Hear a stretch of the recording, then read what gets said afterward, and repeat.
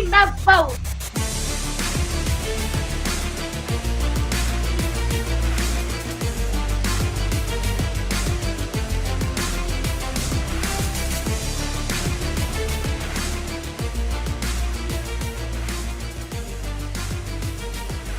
Court is in session with Ryan in Sacktown on If You Don't Like That.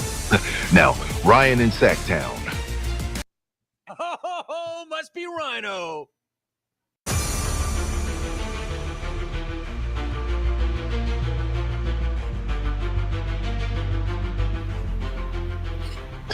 Bane, do you want me to do it? Or are you going to do it? We made it. It is Friday. Welcome in to the King's Court, brought to you by Bennett's. Go to Bennett'sRestaurants.com for more information about their great specials. Tell you, get down there. Happy hour tonight. Sips and tastes, 2 to 6 o'clock. Can't beat it. You got weekend brunch as well. Prime rib this weekend. Anybody? Prime rib. And what about brunch? Should be beautiful brunch weather. So go to Bennett'sRestaurants.com. Learn more about all three of their locations. Get up in there. You can make reservations. Do so much more. By the way, private dining rooms too. Private dining rooms if you're going to have office holiday parties. Anyways, not here to talk about Bennett's for 2 hours. I'm here to talk to all of you. What's up? It's Friday. Take it over. You know what that means. Fridays are about all of you. So I've got plenty of content. I can carry the show, but usually this is when you all get in here. This is when I think last Friday, we just rolled telephone calls, which was really cool. The link is in the chat. If you notice up top, look at this. The QR code switched and the logo switched. So the QR code's now to my right. If you want to scan that and get on the show, King's Training Camp. Day 4, just wrapping up as we speak. We've got some audio coming in from that.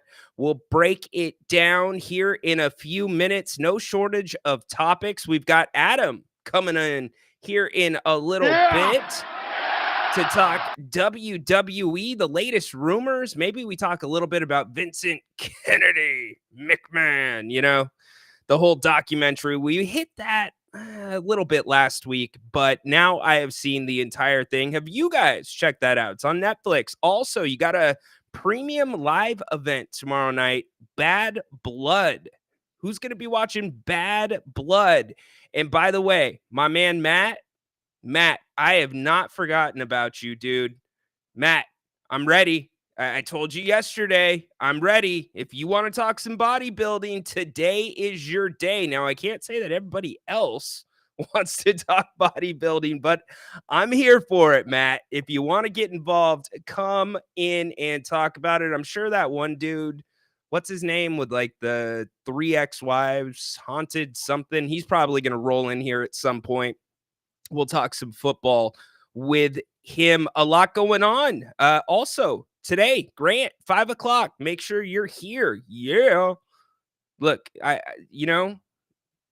his name and he appears. Right there. I say the name Adam and he appears in the chat. Yeah, you can have him. Yeah. But Grant, 5 o'clock tonight, he will be back. Open for him. Get up in here with him. A lot to talk about. We had a good show last night. Did you catch Thursday night football last night? What a game. We finally got a good Thursday night football game. Shootout. Emotional ending in Atlanta, the night where Matt Ryan goes into the Ring of Honor. And I'm sorry, Arthur Blank, the owner of the Falcons, is it just me? Or is this dude like Benjamin Button? Is he aging in reverse? He looks like he gets younger every time I see him. For those that don't know, Arthur Blank, again, owner of the Falcons, and I believe he created Home Depot. He was on the ground level of Home Depot. You know something interesting about Atlanta's stadium? They have a Chick-fil-A inside the Mercedes-Benz Stadium, but what's the one day a week Chick-fil-A is closed? Sundays. I wonder how that works. Somebody pick me up on the chat there so we can talk about the football game. How about the MLB playoffs? We are already to the divisional rounds. What a game in Milwaukee. My heart goes out to Brewers fan. That was rough, but I'll tell you, those back-to-back home runs that the Brewers hit late in the game to get the first lead, it had been 0-0 up until that point. That might be the most exciting thing I've seen from baseball outside of, you know what, I'm gonna put Ohtani in the 50-50 day away in a separate corner because that's its own little entity. But those back-to-back homers, by the way, on back-to-back pitches, how amazing is that in the playoffs? But it wasn't enough. The polar bear, Pete Alonso, and the Mets pull it out so we can talk some baseball. You've got the Battle of Southern California. How about that? Padres, Dodgers. Are the Dodgers going to choke like they always do? Probably. Is it different? Ohtani's first postseason, I should say. First time in the playoffs. This is what you pay him for. So plenty to talk about there as well. We've got the Sac State renderings. We've been going over this the last couple of days. Dorian, I know you're floating around out there. If you want to talk about Sac State, you want to talk about what's going on around that program and the possible jump to the Pac-12, we can hit that as well. Sacramento, are you ready for some March Madness? The girls are going to be here in 26, but it was announced that the men's tournament, first and second rounds, or however you want to say it, second and third rounds, are going to be at the G1C in 2027. Makes it the third time in the last 10 years that March Madness has been in Sacramento. You know, it was so interesting to me because I remember when March Madness would occasionally come to the Golden One Center, and there was a massive, massive upset one year, or not the Golden One Center, excuse me, Arco Arena. There was a massive upset. It was a 15-2 at Arco, or maybe it was a 14-3, but that was a really hard ticket to get. That was super hard, super expensive. I've been able to attend a couple of March Madnesses, and it's not an easy process, or at least it didn't used to be an easy process. You'd have to apply for your tickets well in advance. They're not cheap. You pay by the session, et cetera, et cetera. Well, the last time the NCAA was here, you couldn't give away the tickets. It really surprised me. And maybe Kings fans are even going to be more turned off by the fact that they lit the damn beam for an LA team. What are we doing? Coachy, Pete Carrill's Princeton Tigers had a huge upset the last time that they had the NCAA here in Sacramento. You don't like the beam for Coachy's team? You like the beam for an LA team? I know that was fodder when it happened, but nonetheless, Sacramento gets another March Madness. Do you think you want to go? I know we're a couple of years out from that. Hell, what's up with Sac State? Could they be playing there? Probably not. They're not going to make the jump in basketball. It would be football in the immediate future, which still I think is a very big long shot. Basketball, the preseason. Literally, the preseason is underway. The Nuggets and the Celtics played today in Abu Dhabi.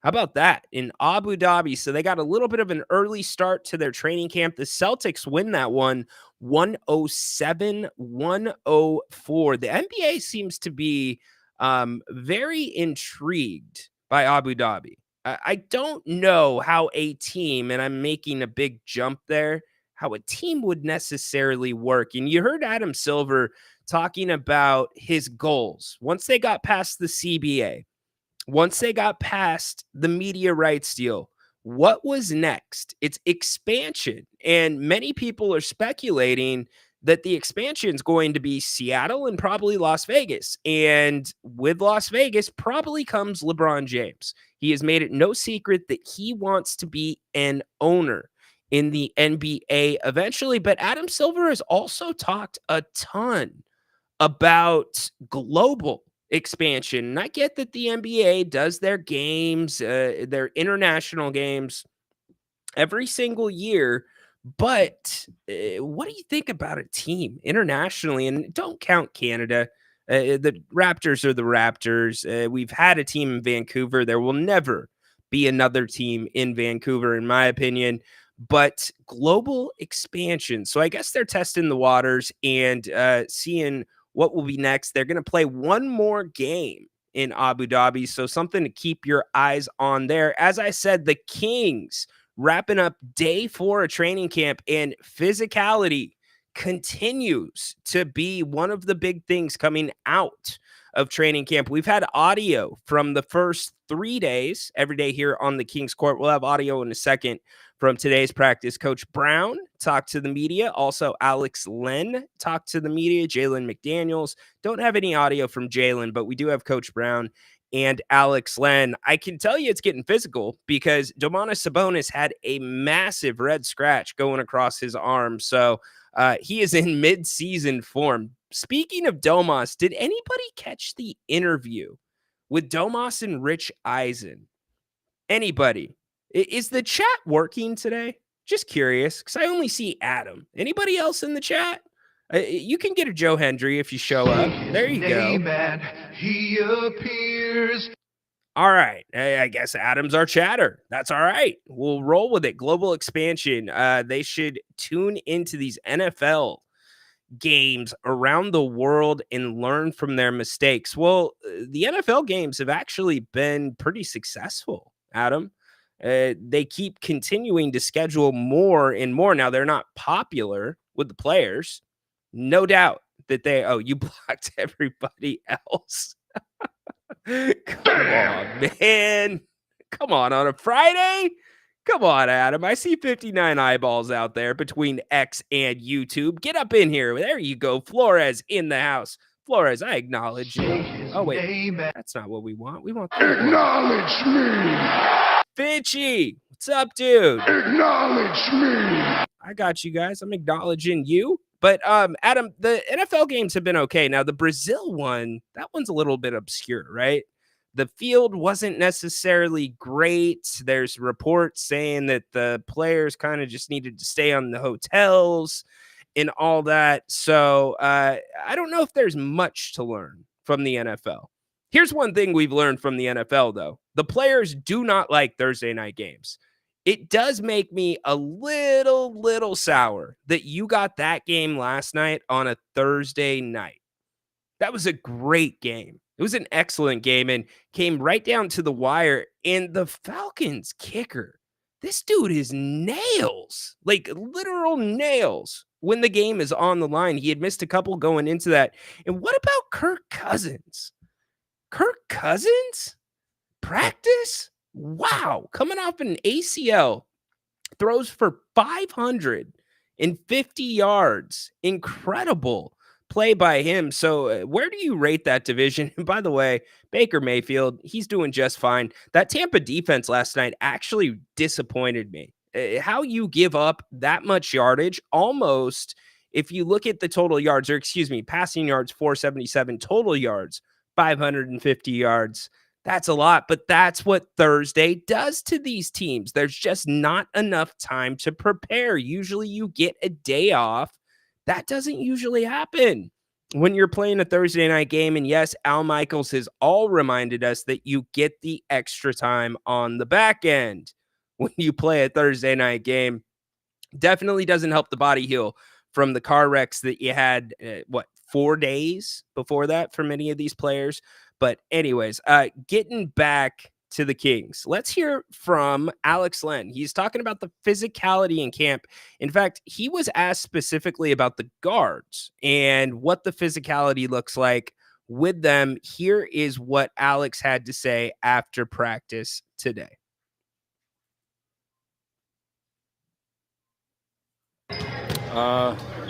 I mean, that's what coaches ask us to do. Just play physical, help each other out.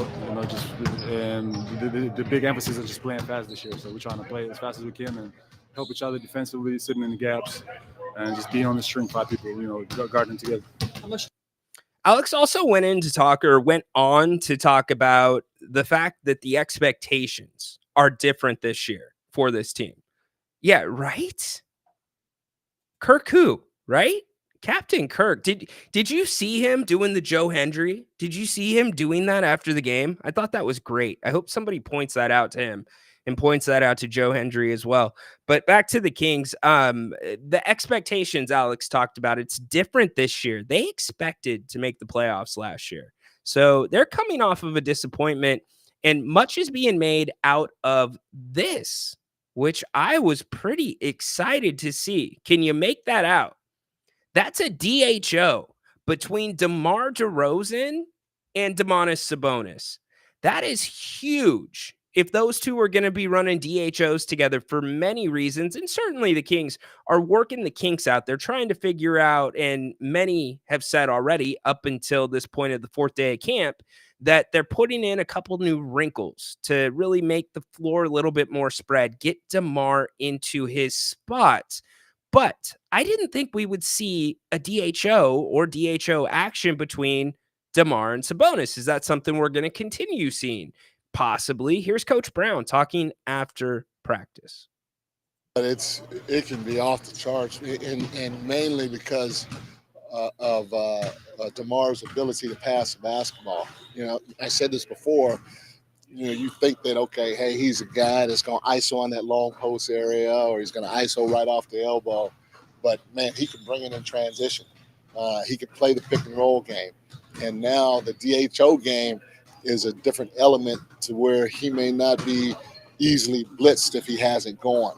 And so once he gets that ball, if you go under and Domas does the DHO low enough, it's a wrap.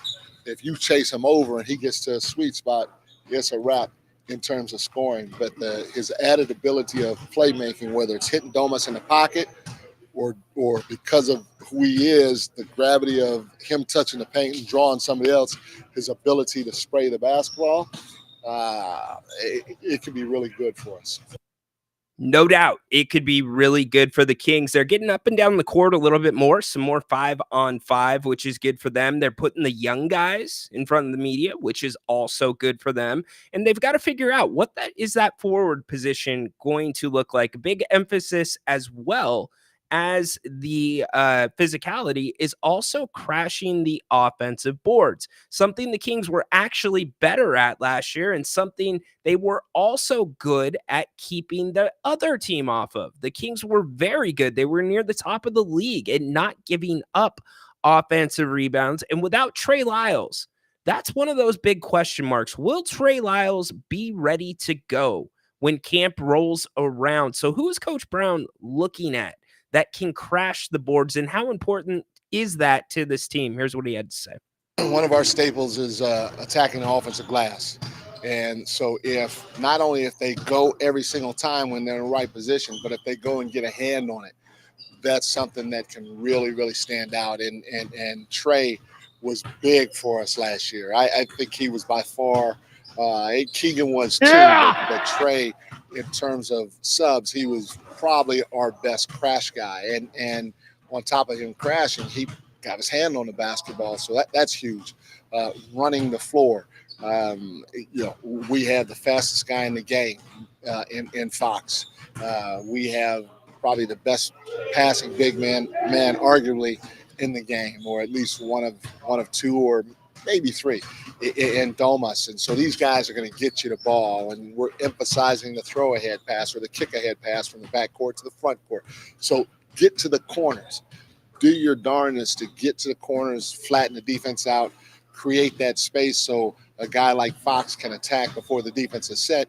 And now you're going to get a catch and shoot horse shot because he's going to get off of it. So crashing the glass, running the floor, cutting the score, everything you do, it's emphasized with a hard movement in order to score, or when you touch that paint to create a tag from the weak side so your teammates can get open. You do those things and you're going to have a chance to get on the floor, especially if you're defending at a high level. Defending at a high level. Isn't that the question mark too, besides the forward position? What is the defense going to look like this year for your Kings? Look, it's going to come together. They're figuring it out. This is what training camp is for. I talked yesterday about the importance of zone defense. I think the zone is going to be an important wrinkle to what the Kings do. And I'm going to add something on top of that. I think the Kings are going to want, you've already heard about the pace, how the pace is so important to what they want to do this year. They want to get up tempo more, be in the top 5 in the NBA. Well, if you're going to play that way offensively, there's no reason not to play that way as well on defense. The Kings played so well last year when they picked up 3/4 court. And one of the best guys on the roster at doing that, Davion Mitchell, no longer here in Sacramento. His heir apparent to the fan base, or according to the fan base, possibly to the front office, Devin Carter, not available, won't be reevaluated until February. So is the way the Kings can pick that up and throw that wrinkle in. I think that guy is Keon Ellis. There's no reason Keon can't be that guy picking up a little bit more, because when the Kings extend their defense, they have great success because they get the other team off of the spots that they want to be at to initiate their offense. I think that was part of the issue last year with teams coming in here and absolutely shooting the lights out from beyond the three-point line. Then you fast forward to the play-in game against the Warriors, and what happens? The Kings are pushing the Warriors off of their spots. Klay Thompson doesn't score a damn basket because the Kings extended their defense. Now, they did a few other things as well, but this is looking, or coming together, in my opinion, much like the Kings want to, or they want this to be, much like they played at the end of the season last year. Now, do you have the personnel to do that? Now, for the spot ups, like Coach Brown was talking about in yesterday's scrimmage, Domas, which surprised me. Jerry Reynolds and I went back and forth on this last season. We're like, is it good or bad for Domantas Sabonis to be running the fast break? And it's a mixed bag, because if you have the spacing right, then it works. If the spacing isn't right, and by spacing, I mean the guards are so much quicker than Domantas Sabonis. So if they get too far up the court, there's not really a passing lane. It turns into turnovers and jumping in the air, getting caught in the air to pass. And so I saw yesterday in the scrimmage, Domas run the fast break, and the spacing was beautiful. In fact, he found Foxy right there, free throw line, extended 3 from the wing. Foxy knocks it down. Now, yesterday, also in the same scrimmage, Coach Brown getting on Keon for giving up a straight line drive. So again, all these things are going to get worked out in training camp eventually, but these guys have been going hard at training camp level for 4 days. So Coach Brown was asked, how do you think their bodies are feeling? Here's what he had to say. Everybody's doing pretty good. You're 100% correct. Guys are starting to feel the bumps and the bruises from the practices that we've had. But I give our guys credit, man. They've been locked in. They're trying to pay attention to the details and trying to be present all the time. They're playing extremely hard. You feel they're connected, and they're starting to get it. And I also give my coaching staff a lot of credit. They've done a fantastic job, not only throughout the course of summertime, but through the early stages of training camp. My staff has been really, really good. They've been on top of it, and I think they're only going to get better, just like the players are. Yes, they are indeed. Free throws. Kings are ending training camp most days with free throws, breaking out into groups, having competitions, which is great. We talked about the offseason that De'Aaron Fox has had, a big focus on the controllables, like free throws, like being a 3-tier threat on offense from the three-point line. De'Aaron was talking about, and he's right, many of his threes came off the bounce last year. De'Aaron shot a very good percentage with the catch and shoot threes. I believe it was right around 43%. He just didn't get very many of them. He only got like 1 or 2 a game. So there's a wrinkle that can change a little bit that the Kings can throw in with DeMar DeRozan on the field, or on the floor, if everything works to plan as they hope it does. So a lot going on with them down at the G1C, almost through the first week of training camp. You have the first game not too long from now, October 24th for the regular season. The preseason schedule lines up like this: October 9th. So we're 5 days away. Golden State is coming to the G1C. Then you've got Golden State on the 11th at the Chase Center. Then you got Portland here on the 13th. You've got Utah. You're going to Utah on the 15th. And then the Kings wrap up the preseason on the 17th at the new Intuit Center in LA. Steve Ballmer and his toilets. Have you heard about that? Apparently the most toilets ever in an NBA arena. And looking at the Kings schedule, the way it sets up, it's not too bad. They've got to get out to a hot start because this schedule gets significantly more difficult as they move along. They've got a ton of travel. They have a late East Coast road trip. Now, not as hard of a road trip as last season, but still going to the East Coast that late in the season when games are going to matter, because look at the Western Conference. There's probably, to me, not a ton of separation between 6, 7, 8 teams. I mean, can we agree, not Memphis, but can we agree Oklahoma City right now is the class of the Western Conference? Take Oklahoma City away from it. What do we expect from the Western Conference? Here's one thing that's changing about the Western Conference. It's getting old. It's getting really old. And guess what? Your Kings are getting younger.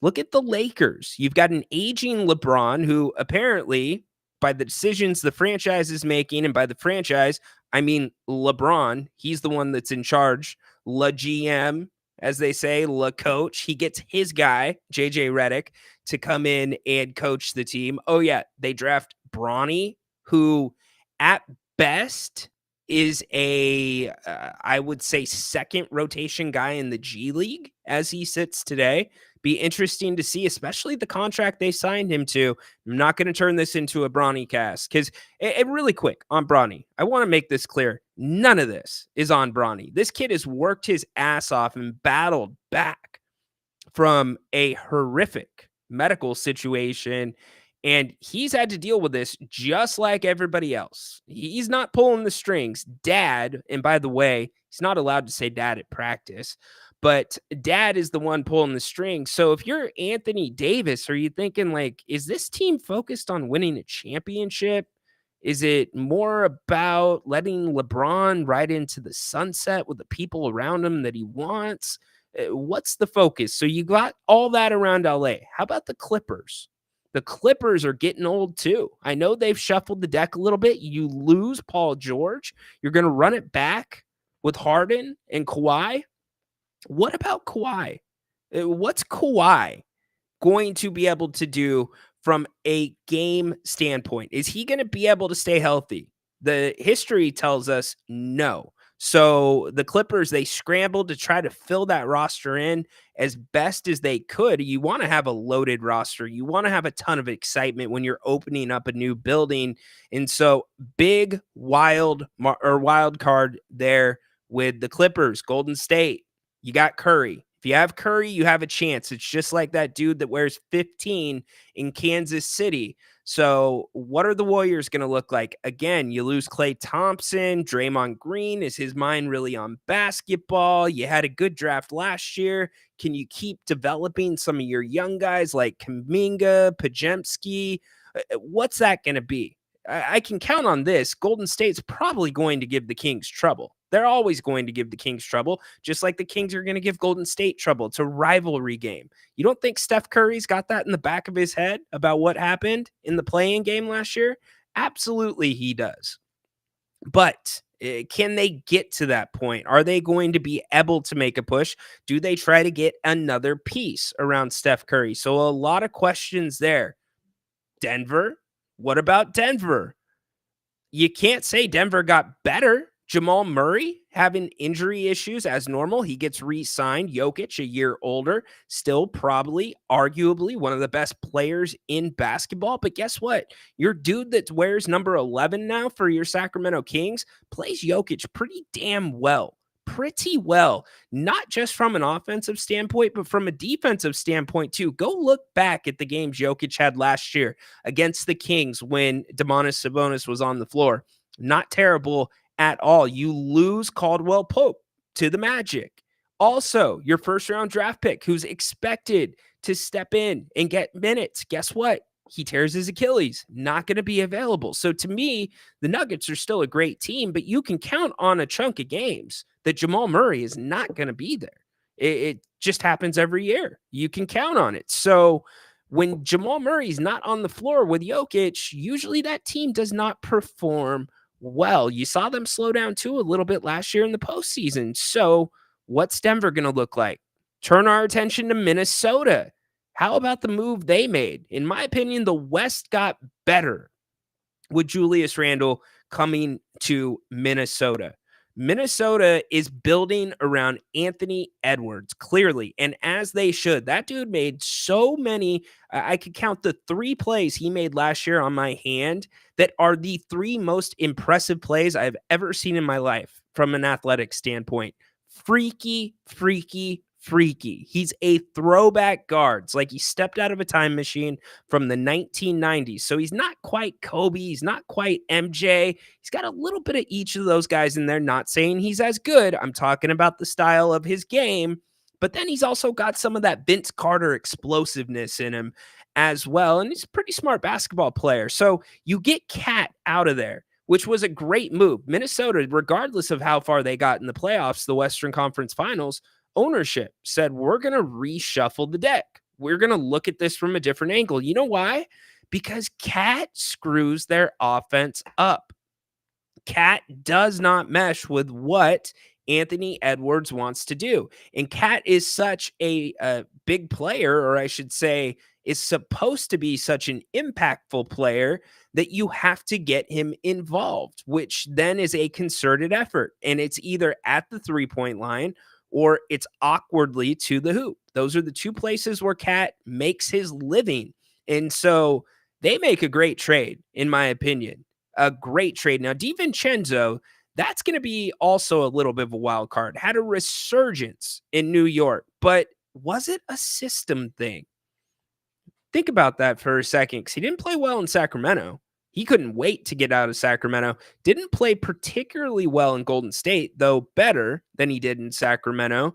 So what's that fit going to be like in Minnesota? But getting back to the Julius Randle thing, Julius Randle is a much better fit around Anthony Edwards. If you look at the Timberwolves and their time without Karl Anthony Towns last season, the Timberwolves actually looked like a more balanced and better basketball team with Naz Reid in the starting lineup. So I put the Timberwolves near the top of the Western Conference. You can put them in a category also with the Oklahoma City Thunder. What's up, Roberto? Welcome in today, my man. Give him a yeah.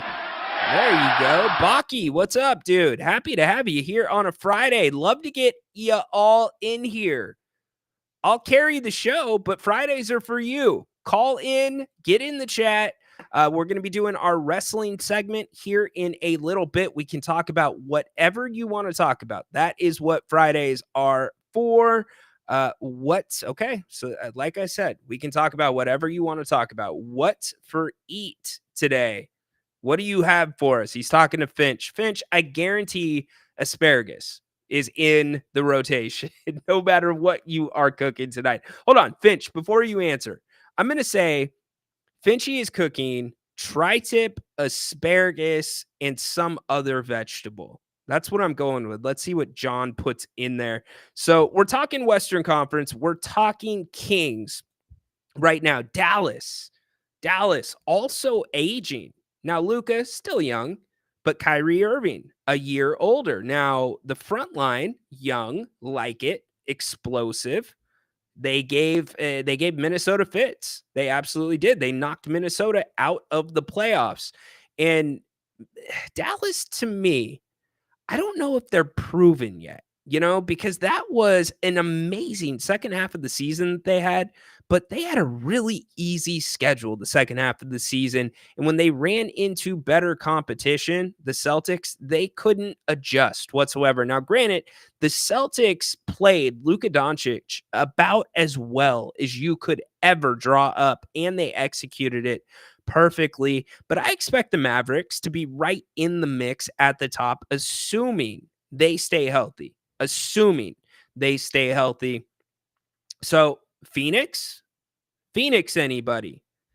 Isn't this a 1-year experiment for Phoenix? Let's talk about this really quick. I pulled up Phoenix's payroll. Phoenix's payroll is through the roof. Okay? So the Suns, check this out. They've got Kevin Durant, 2 more years. So this year, next year, he's making 51 this year, 54 the next year. You've got Beal, Bradley Beal, probably the most expensive, and I know he's going to start, but there's a huge argument that he should be coming off the bench. He's making 50 million this year, and the year after that, 53 million. Devin Booker, similar numbers. The wild card to me for Phoenix is one guy, and it's Tyus Jones. Last year with Devin Booker running the point, basically doing the distributing. Yeah, I'm with you, Adam. That's what I'm getting at. With Devin Booker doing the distributing, you're wasting Devin Booker's talents. So can Tyus Jones be that dude that steps in? Can he, Bradley Levine, well played. Can he be that guy that steps in, takes that over, let Devin Booker get back to doing Devin Booker things? But I can't put my money or my faith into Phoenix. And I know they came back twice on the Kings, brutal losses at the end of the season, costly losses at the end of the season, one in Phoenix, one in Sacramento. But the experiment has not worked. There's no way Phoenix's owner is going to keep this payroll going. My opinion, this team gets blown up by the trade deadline. I think Phoenix at best is going to be a play-in team. Memphis, wild card of the Western Conference, right up there with Sacramento. What Ja Morant is going to show up? Jaren Jackson dealing with an injury, but you still have Desmond Bane, who's first team all Kings killer. First team. Always gives the Kings fit. She throws Zach Edey into the mix. Ja Morant is used to playing with a big center like Steven Adams, who is no longer there. So what's Zach Edey's progression going to look like? Can Ja Morant make it through a season without getting in trouble? If he can, he should have fresh legs. And this team should be pretty darn good. Then you've got your super wild cards, your Spurs, your Rockets. You kind of got to throw Utah in there to a degree because it's Danny Ainge ran, but that's why the Western Conference is so damn interesting. And that's why I think the Kings have an opportunity to be as good as anybody outside of probably Minnesota and the Oklahoma City Thunder. So give me your thoughts on that. The Kings getting it done right now. Day 4 of training camp, wrapping up at the G1C. Let me know what you got planned for this weekend too. Adam, whenever you're ready, we can hit the WWE segment. I will look for you to come in. I know what I'm doing this weekend. I'm getting to Bennett's. I am definitely hitting up Bennett's for their incredible brunch. It's served at all 3 locations. Go to bennettsrestaurants.com. You can look up the menu. Also look up the special. You can get 2 entrees and a bottle of champagne for $50, less than $50. Yes. So not only do they have amazing brunch, prime cuts of seafood, prime cuts of steak, happy hour, Monday through Friday, 2 to 6. There's sips and tastes, and they have 60 different wines by the glass, and good wines, not Sutter Home White Zin. I'm talking Rombauer Shard. Good damn wines at Bennett's. Go to bennettsrestaurants.com. You can make your reservations, buy gift cards, check out all the menus, check out to-goes, and so much more. Huge thanks to Bennett's for sponsoring the King's Court today. Don't forget, Grant's going to be back here at 5 o'clock talking Kings, talking baseball playoffs, talking NFL. We haven't even hit on the NFL yet. So what games are you looking forward to this week? 49ers fan, how you feeling about that Arizona game? Did you see the over-under on that one? I think it was like 49. That one's going to be a shootout, I think. Arizona can score some points.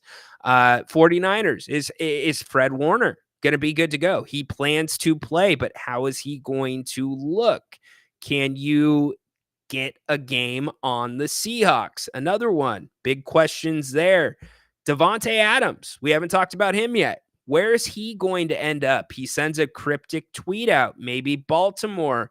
We can hit that as well. So I want to get you involved in the show.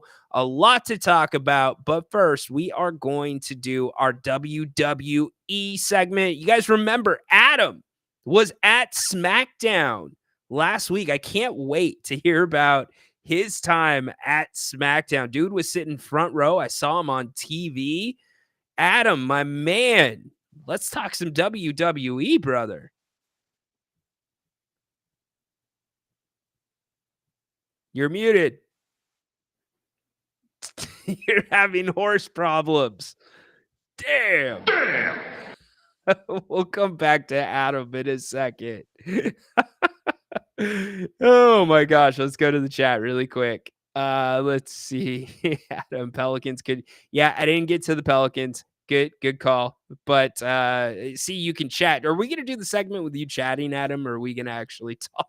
Baki hopping into the conversation. Dallas was deep last year. Every team could have done it. They were out of discussion here at the first half, and then they made those wins. For me, coincidence? No, it's not a coincidence, Baki. You know why? They made moves at the trade deadline. That's what was the difference for Dallas. Huge difference for them. And I talked about it yesterday. They were moves that the Kings could have made. They were moves that were not anything out of this world, but it complemented their stars. It got them set up for the playoffs, and it worked out well. And Jerry and I actually still think the West is turning still to getting back to the big man, playing a couple of big men. So how does that work for your Kings?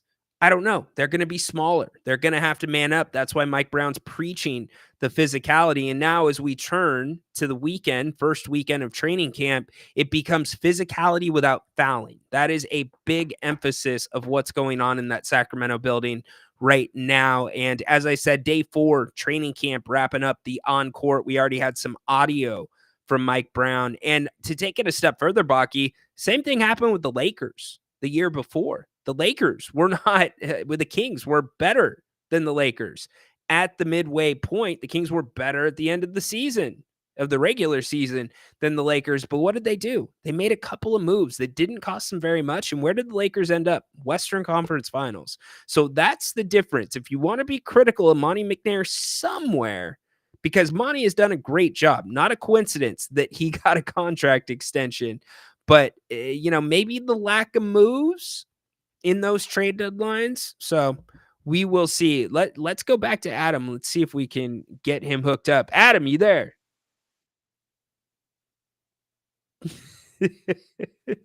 No audio.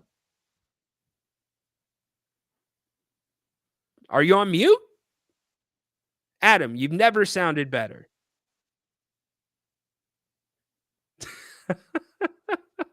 We'll see if Adam can get it figured out. He'll get it figured out. For those that don't know, Adam is doing his podcast.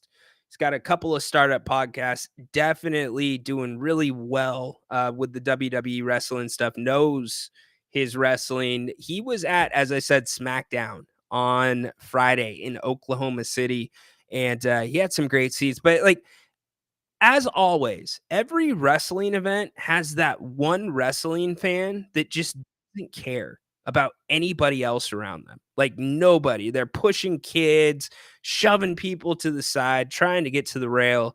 And Adam had one of those next to him. Let's see if he's back. Adam, you there?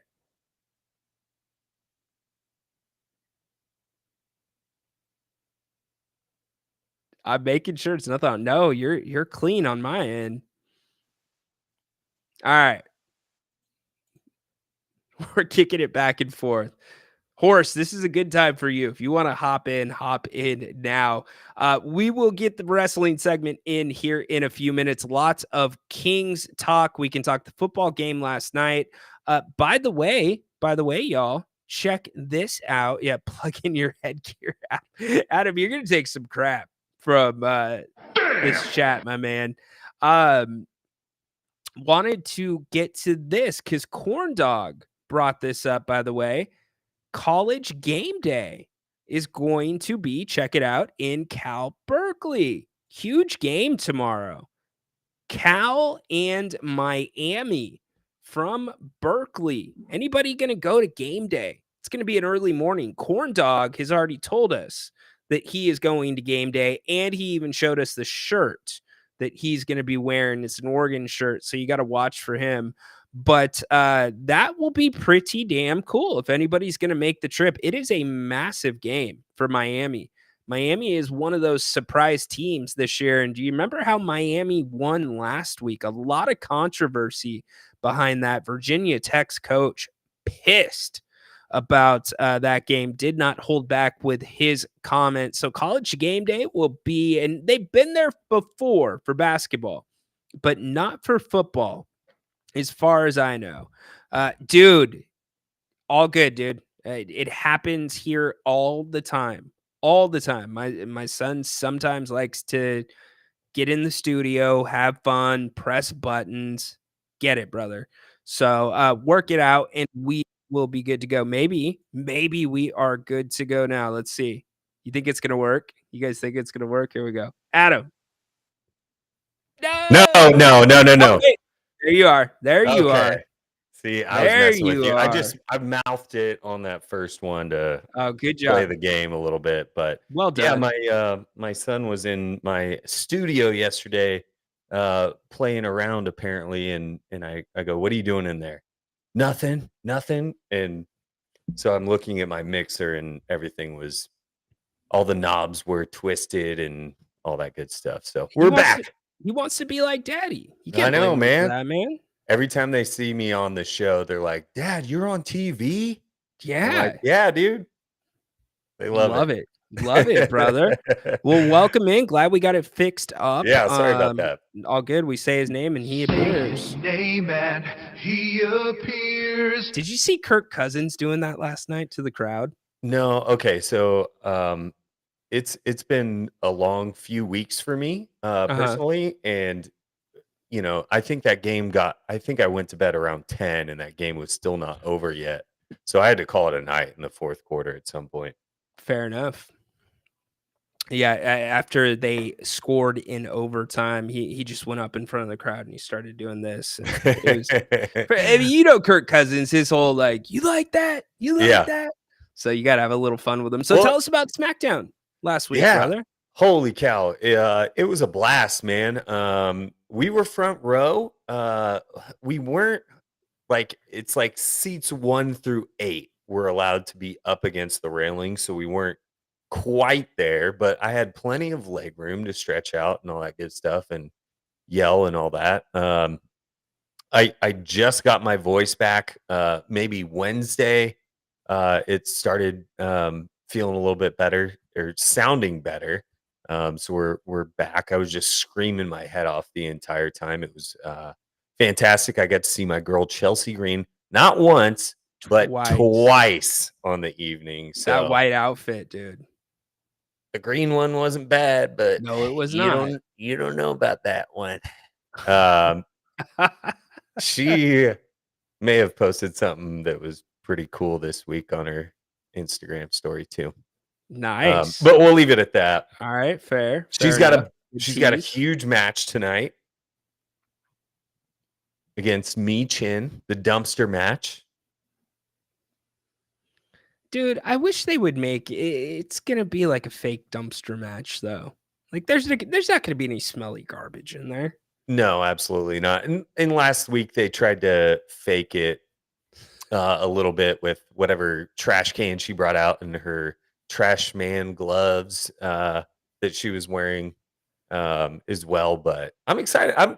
Finally she's getting a little bit of spotlight You here. know, So she is, and she's done it herself. That's yeah, what's really cool about it. Well, Samantha Irvin's kind of done it too with the whole Chelsea Green, like too good. it's really good. But you know how Zack Ryder, her husband, got himself over back in the day with the whole like Zach Long Island Ice Stories or whatever it was called. Do you Uh, remember that? no, I don't. Okay.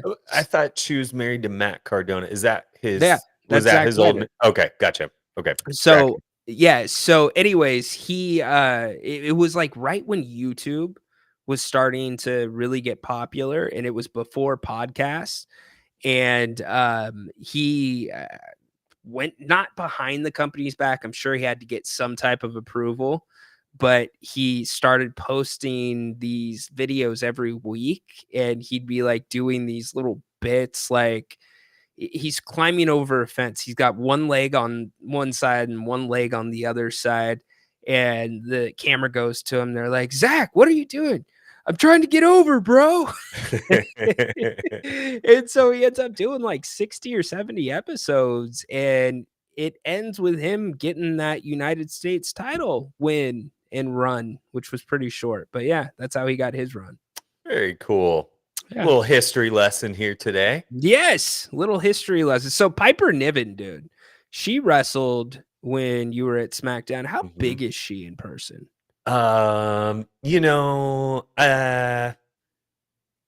Towards that part of the night, things get a little cloudy. Okay. But I don't think she was huge. I mean, she's shorter, right? Yeah.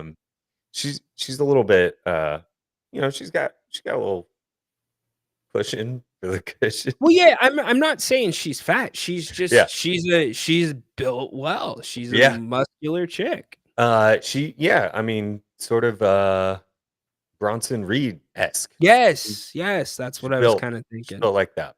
Yeah. So what you want to talk about Raw? We could talk about Raw. We could talk about SmackDown tonight. There's some rumors going around for Bad Blood tomorrow as well. All right, let's talk SmackDown then, and we'll get to Bad Blood. Well, then let's talk SmackDown.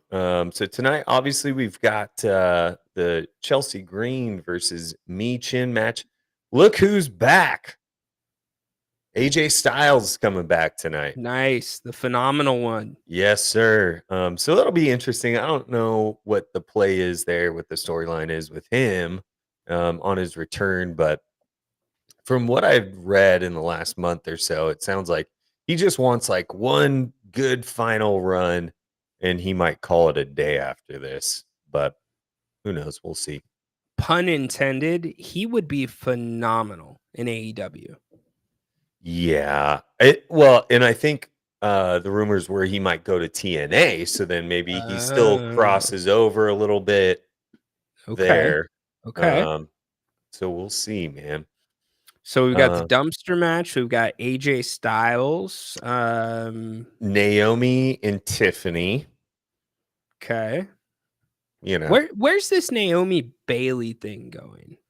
I don't know. I read that they might turn Naomi heel. I don't know. Sure. Okay, if you want to do that. You said Naomi and who? Bailey. Because they had that match to see who was gonna be the number one contender, and like they keep having these run-ins backstage. So yeah. I don't know. Well, and so I was reading something today and it was talking about the Nia Jax Bailey match. Yeah, I read that and I thought you were talking about me, Derek, to be honest. But they're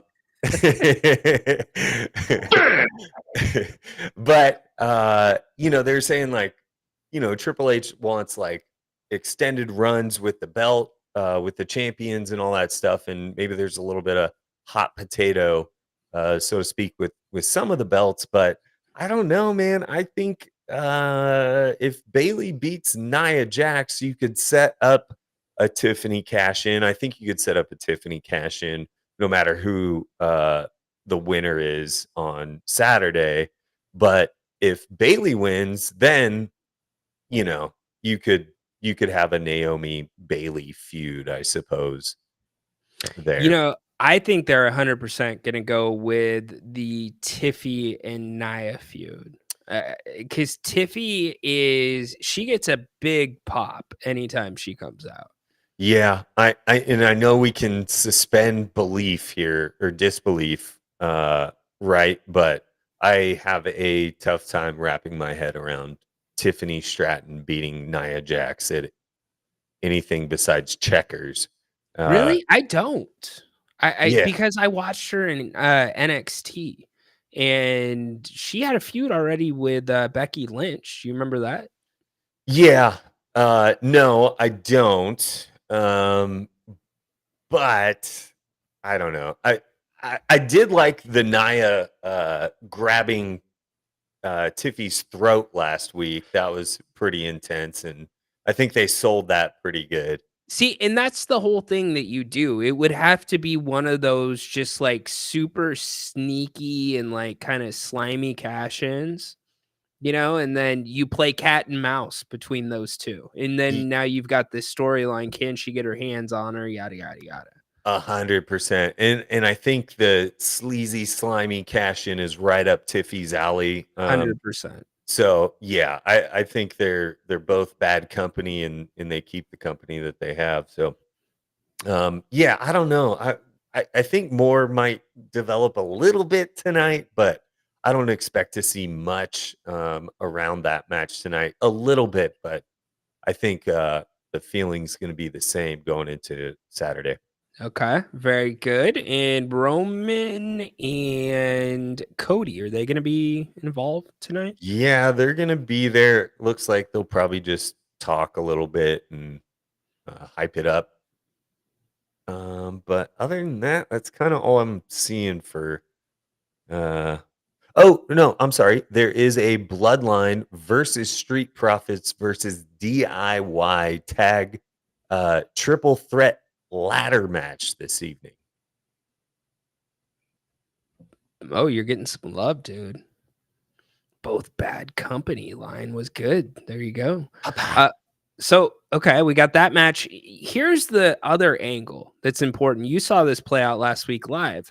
The whole Kevin Owens, Cody Rhodes kind of tension that's going on. I mean, it seems pretty obvious we're headed to a Kevin Owens heel turn. Um I Okay, yes, but I think at the end of the day it will be a Cody heel turn and we'll all be like, "Oh, Kevin and Randy were right the whole time." Sort of thing. Ah, So, you're getting deep, yes, bro. I know. I probably spend too much time thinking about this No, stuff, it's but good. That's why we have these conversations on this show. but I think for the time being, yes, there's probably going to be a Randy Orton KO turn on Cody. I think more so Kevin Owens because from last week they had the interaction inside the ring in the beginning. Then Mhm. they had the backstage stuff. And then Randy's like, "No, come on out, bro. Like, we need the help." And then Cody comes out there, backfires, and Kevin Owens is pissed again. Yes, they shook um at the end of the match or at the end of the night, whatever. But I still don't buy it. I just think that thing's waiting to boil over. And I think as much as bad blood is here to squash the bad blood, I think it can also generate some new bad blood as well. So Sure. So to Derek's point that Cody needs to go heel, he'll be more interesting. I don't disagree with either of you, but you cannot turn him heel until you have another top babyface ready to step in to the role that Cody's doing after shows. You saw it live, right? Where he stays after and he's the guy. It's not going to be Roman because Roman's on a limited schedule. It's never going to be Orton. He's just not that dude. Like probably the closest thing out of the two brands is like Jey Uso right now. Yeah, I mean, Cody, like, shout out to that dude. He did all the work during the show, and then comes out, throws on a match with A-Town Down Under, Austin Theory. And then he stayed for another 20 minutes or so, signing autographs, and so the dude's the man. I think he's great for WWE and the fans, and he gets it. And I think and the guy will sit there and sign those belts and posters and everything before the matches even start. So he's a man of the people, man, and I don't think you give that up quite yet. He gets a huge pop when he comes out. So until that starts to diminish, I think he's still going to be champ. But I think looking towards Royal Rumble and WrestleMania, things could change a little bit early next year. But that's kind of where I'm at with Yeah, Cody. 100%. And if they're gonna do it, especially coming off the Vince McMahon documentary, how they talked about Cena never turning. Triple Yeah, H knows you can't lose that opportunity again, but that's kind of what we're talking about now. We're not quite at a Hogan turn when Hogan turned, but you're really closely approaching what it would have been like if Cena would have turned heel, like right in the middle of his top run, you know? man, you brought up the Hogan turn, and it still breaks my heart to this day. There's 6-year-old Hulkamaniac Adam somewhere deep inside that resents him for joining the Really? NWO. It's still there, man. I That's funny. When he turned heel, he never got me back. And then they tried to rehash the Hulkamania stuff, but I still held on to it, man. So I was never Hogan guy. I was Ultimate Warrior and Bret Hart. I was total Hulkamania. I liked Ultimate Warrior too, and probably Randy Savage. I was never a Bret Hart guy. Like, I don't know. I was 7 or whatever, and I was like, that guy wears pink. No way. Uh, so I was never a Bret Hart guy when I was a kid. Nice. Okay, so we're gonna get to Bad Blood. We'll talk the big matches there in just 1 second. I want to ask you one question about Raw. Obviously, Gunther's gonna go through Sami Zayn. There's no Mhm. question in my mind about that. But the interaction with Braun Breaker in Gunther, is that way too soon? Okay. You'll have to forgive me. I have not even caught up on Raw completely yet. Okay, fair enough. Okay, so Um, my week has been dominated with work and under 6 soccer two all things. week. Is it okay if I tell you? Yeah, 100%. Okay, so two things happened. The first was there was a backstage interaction where Braun walks up to Gunther, kind of looks at the title, the first like planting of the seed, right? But then also Seth Rollins returned to curb stomp Bronson Reed on the steps to help Braun Strowman win. So you have those two returns. Okay. Gotcha. So yeah, that's what happened. So we'll skip the Braun Breaker question. Let's go to Bad Blood, talk the big matches. I mean, Okay. just going off what you told me, at least with the Braun Breaker stuff, like, yeah, it's too soon. It was too soon when he got it. Thanks, Flores. I think it was too soon when he got the IC title. Sorry, I keep reading the chats. Yeah, what a rush. So it was, it still is too soon, but if he wants Gunther to beat his ass, then let's go. Bring it. Come on, Braun. And I think that might be good for Gunther to just smash a dude like that. But you're ruining Braun Breaker. I don't think you're ruining him. I think he's cutting his teeth. I don't think there's anything wrong with that. You've been a big proponent of that, and you've been right so far about that. And his book. They can take it, but you better give it back soon. Yeah. We've only lived, I mean, we have a short sample size of the Triple H era, right? But like we've only lived under the Vince McMahon booking. So maybe you're absolutely right. My mind's still kind of set in that Vince mindset.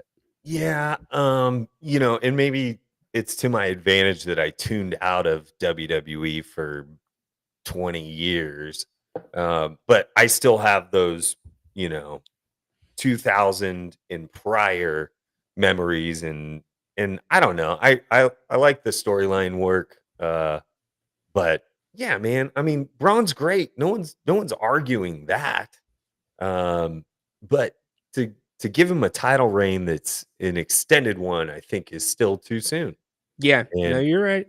give him another year or two or something. Like if Jey Uso finally got his first solo title, like Solid point. Very solid point. All right, let's talk Bad Blood. dude, okay. So Brock Lesnar was spotted in the Atlanta airport. Oh shit. Are you serious? The Rock has been tweeting like crazy, and it sounds like he's going to make an appearance. The Hell in the Cell cage match is going to be the opener for the show, I believe. No way. Well, and I think they did that a couple months ago with whatever Hell in the Cell match it was.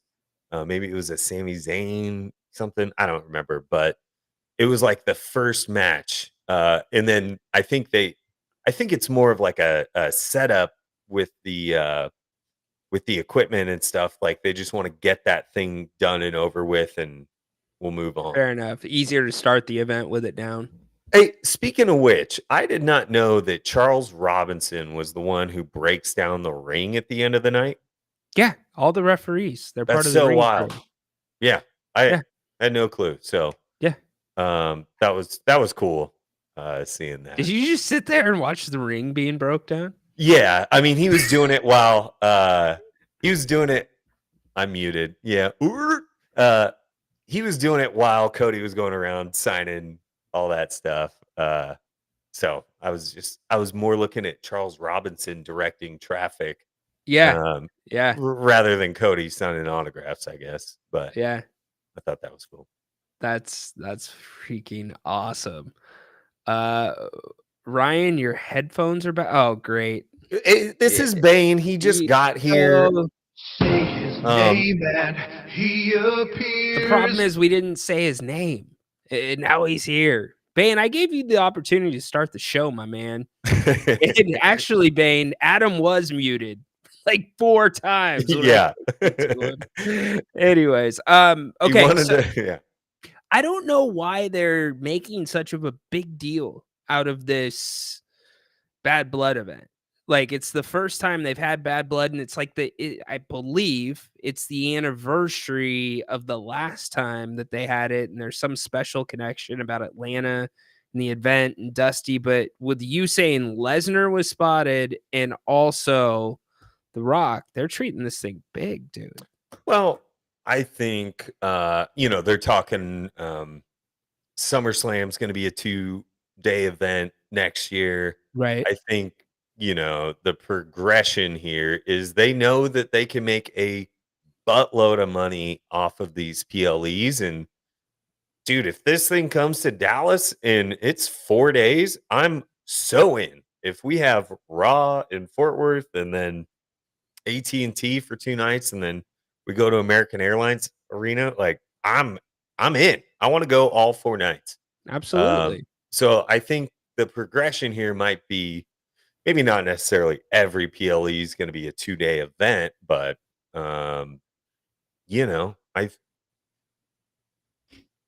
maybe this will be their next big thing. I mean, up until Royal Rumble, what PLEs do we have? Well, Survivor Series used to be you used to only, Adam. How old are you? 41 years old, sir. Shit, you got a year on me. I Okay. know.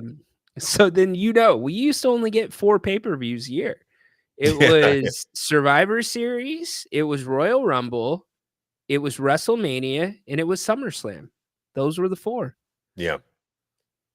And I would beg my parents every single time, please, $50 for a pay-per-view Dude, or those whatever. were the black box days. You had to Yeah. have black box then. Like that was black Well, box prime days. we had a black box up until I turned probably 13, 14, because there's more than just wrestling on those. So, uh, it's, you know, I think they figured out pretty quickly that Adam, well played. that was This is not so something we good. need to keep in a household.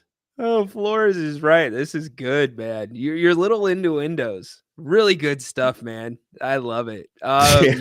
All right. So who you got between McIntyre and Punk? Come on. I mean, I'm a huge Drew fan, so I want to see him destroy Punk, but I think Punk ends up winning this one. Now, if there were a title on the line, then I would say Drew. But I think it's easier for if Drew were walking away with a title as like a mega heel here, I could see that play. But if you just want to keep the CM Punk train rolling as a baby face, him winning here tomorrow night is home run play. So I think CM Punk wins this one. I'm with you. I think it's CM Punk. It's the blow off, and it continues. And the question becomes, can CM Punk stay healthy to WrestleMania? 'Cause he hasn't shown the ability to do that. But Yeah. if he can, I think he's going to be one of the main eventers this year at WrestleMania. So Yeah, he's I'm gotta get right there with you.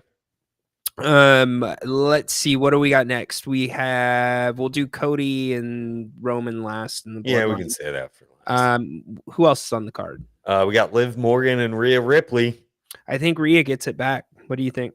Yeah, I think so too. I think probably the same thing with Damian Priest and Finn Balor. I think Damian will win that match as well, and they sort of get their vengeance. And I think maybe the storyline moves on, except I've also heard that Dirty Dom, might get the IC belt in the next little bit. Really? Next month or so is what people are saying. They would use Jay as a transitional? That makes no sense to me. Well, But it kind of does, because if you're going to keep elevating Jay, I get that. You screw him over somehow out of the title and he's still hotter than ever. You do the Jay. Sure. And now Jay's sort of aligned himself with the Terror Twins, so the feud could make sense. And nothing against Dom. Like, I think the dude's paid all the dues, and Yeah, I might, agree. I agree. he might be the biggest heel in wrestling right now. But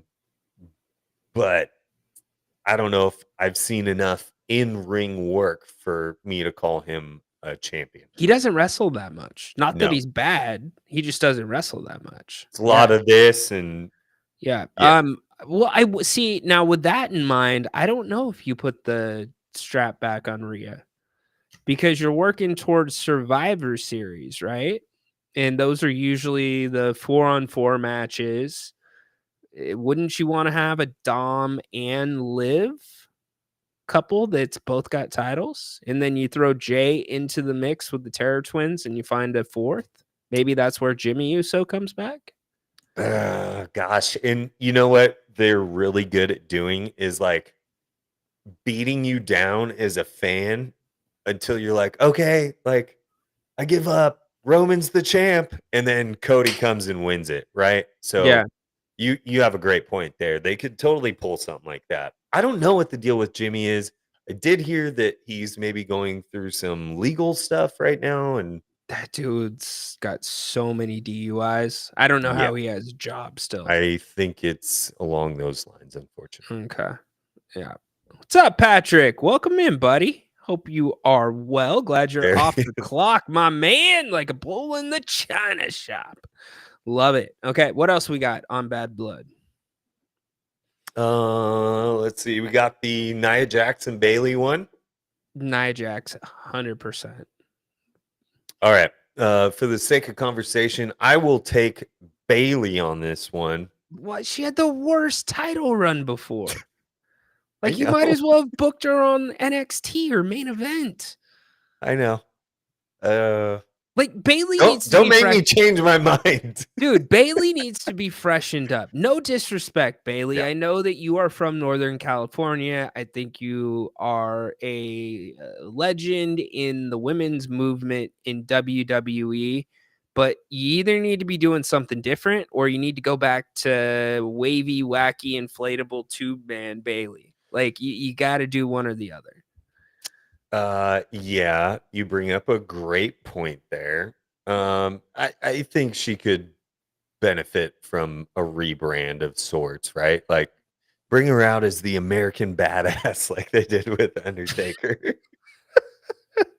Get her I don't get know her if that would quite work. get her a Kid Rock song and a head, It like a doesn't. bandana and she'll be okay. No, you got to take her the other way. Bring back Izzy from NXT, her little super fan who is now probably an adult. Like you got to go like full other Bailey, old school, man.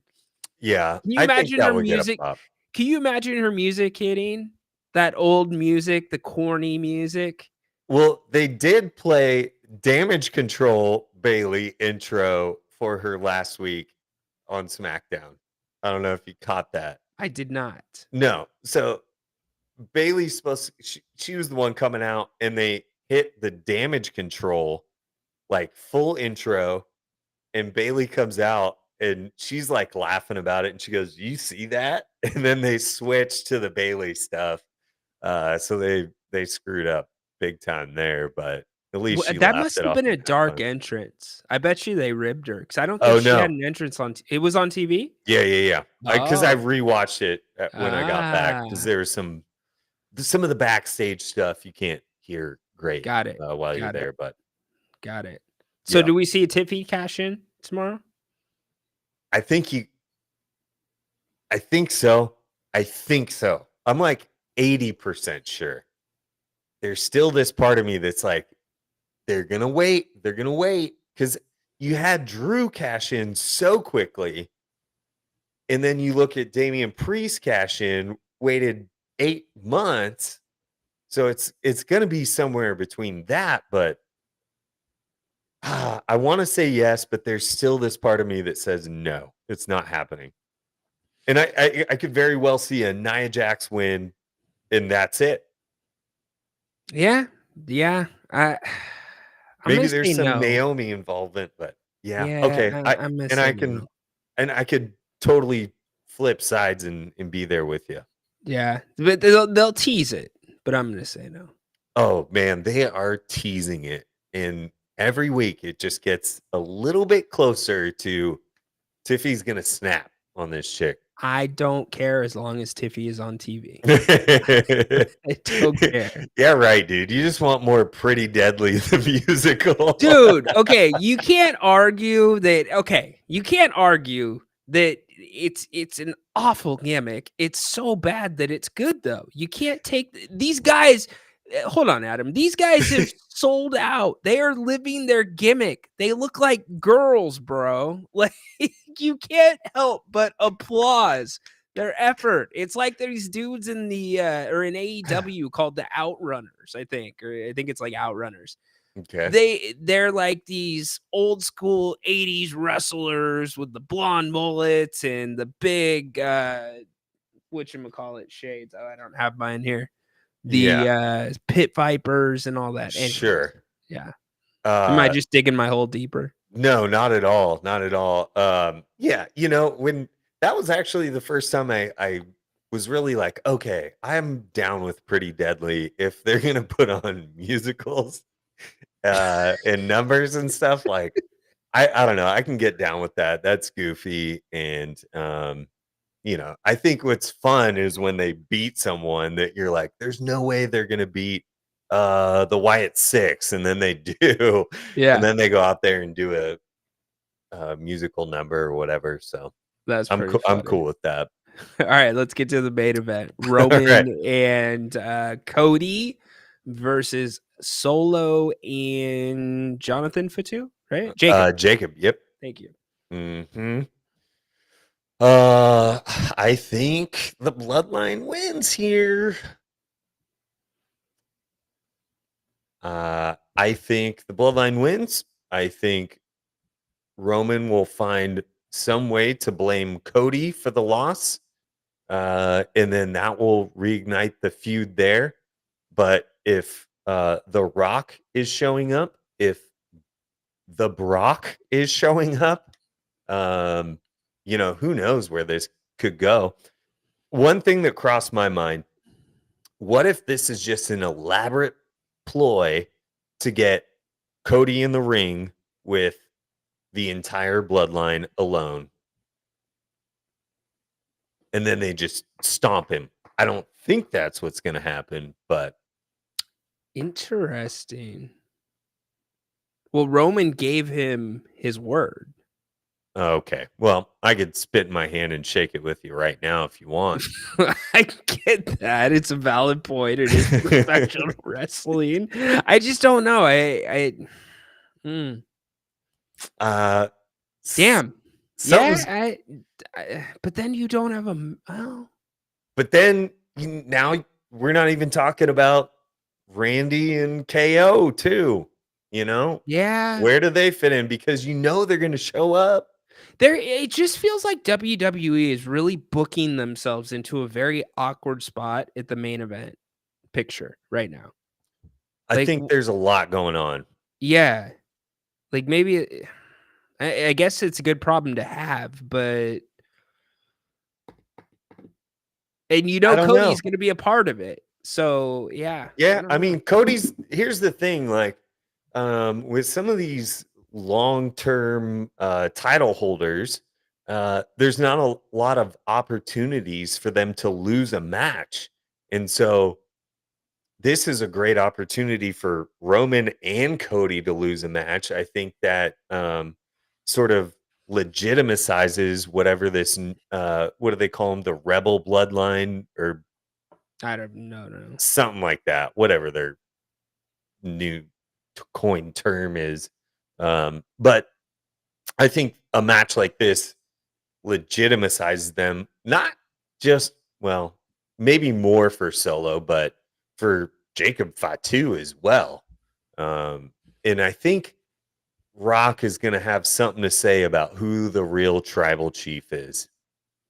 I'm not saying he's going to take the Ulafala tomorrow, but I think he's got his eye on that. And maybe Solo's his little puppet that he's been using against Roman, and there's a grudge against Roman that The Rock has. Damn. There's a lot of possibilities out Yeah, there. I mean, there's a lot. Let me throw another one at you. The last time we saw Brock Lesnar was when Cody beat him, right? At SummerSlam. Remember they had that huge feud where it was 3 matches and Cody finally got the third one at SummerSlam? Gosh, how long ago was that? Was that prior to Cody and Roman, right? Yeah. Okay, so I'm starting from WrestleMania 38. That's when I was all in back into WWE. Oh no. Then you were here for this then. Then maybe they I just had 40. just It missed out. was in between. It was the SummerSlam in between the WrestleMania in Los Angeles and this last WrestleMania. It was in Detroit. Okay, I might just be spacing this out. Brock Lesnar. Okay, see, here's the thing though. You better be ready to freaking go all in on Brock Lesnar if you're bringing him back, right? There's no point of bringing him back right now to have a mid-card feud because of the heat that you're going to get from it. Okay, well, here's an idea. Okay, if there's let's say the match goes in favor of the bloodline, I think maybe you could do The Rock and Roman against the New Bloodline, and then Yes. Brock and Cody Cody. have a feud. Okay, Right. I'm digging what you're shoveling. Because what was about The Rock thinks that he's going to main event Mania with Cody, which I hope doesn't happen. I don't want to see that. You I'd don't? rather see Roman versus The Rock. Yeah. Okay. I would rather see Roman versus The Rock for sure, but That's what it was always supposed to be. but maybe we see John Cena. Oh my gosh, you had to bring that Scab's name into this. Hey, Scab. I mean, he's balding now, my man. Aren't we all, man? I'm just like, okay. I've got hair, but it's starting to go back further these All right, I days. know we man. got to wrap this up in a Yeah. second, but he's obviously going to get his 16th title reign or 17th, whatever it is. You think so? Yes, of course he's going to. I'll You say don't no. think so? I'll say no. I Who don't do you think think? so. Okay, we'll drop that conversation. Yeah, Who do you think we Cena's could go last? another 20 Who do you minutes. think Cena's last match is? Who did he never face? I'm spacing on the name there. There was someone that he has never faced. Kevin, I want it to be me versus The Rock. Yeah. Oh, Kevin. Yeah, let's make it Kevin Owens then. No, it's not going to be that. But there's someone that The Rock has never faced, and it might be John Cena. No, they had 2 No. WrestleManias together. Okay, great. Once again, that was in the dark ages for me. Yeah, they had 2 WrestleManias together. One in Miami and one in New York. There's someone on the current roster that's been around for a little while that you weren't around for The Rock getting Cena's ladies parts trending. No. he literally on live TV said something about Cena's ladies parts, and then he looks at the camera and he goes, "That's right. Hashtag Cena's ladies parts trending now." It was just like one of those legendary moments. Anyway, that's probably episode 6 on Mr. McMahon. yeah. So anyway, so who do you think Cena's last opponent is going to be?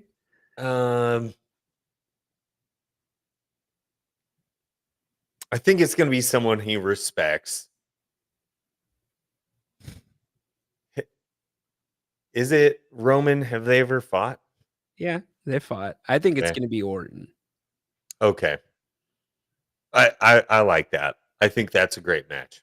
Him and Orton had a huge rivalry, and they're both kind of at that same point in their career. Yeah. And they Dude. work well together, actually. And I'll say this about Randy Orton. Like, that dude is massive.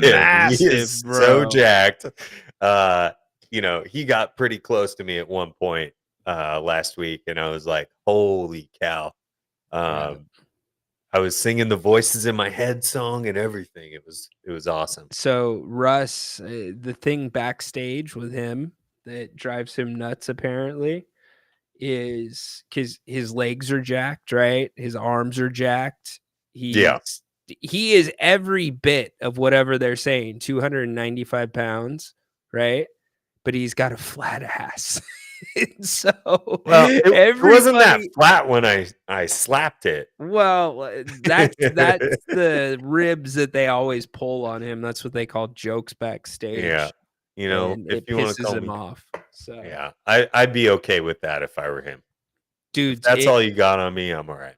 And he just came back from where was he at? He was on vacation with his wife. He was on some island. I forget the name of it now. It was probably terrible. Yeah, I'm sure it was awful. Yeah. Anyways, all right, dude, nailed it. All right, this is what happens. We just start brainstorming. What do you got going tonight? Tell everybody. Yeah, I think I'm gonna throw a little episode, a little SmackDown preview, Bad Blood preview here, in about a half an hour or so before SmackDown begins, and throw out some predictions. I might throw out another show Saturday, we've got a couple soccer games before Bad Blood, so if I can squeeze it in, I will. But if not, you'll just have to ride with my Friday predictions. But some things might change tonight on SmackDown. You never know what's going to happen. But check me out on the Casual Guy Cast on YouTube and Twitch. I am also going to be streaming live on X now at Casual Guy Cast, so you can find me there. You got the blue check mark, eh? Almost.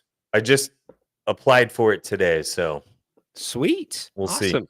All Yeah. right, well, go check Adam out. And thank you. we might have something in the works. We'll tease it, as they say in the wrestling business. Maybe have something in the works. So we'll let you know. All right, dude. Good Okay. job. Glad you got your mic to work. Thanks, bro. right. You know, third time's a charm. There you go.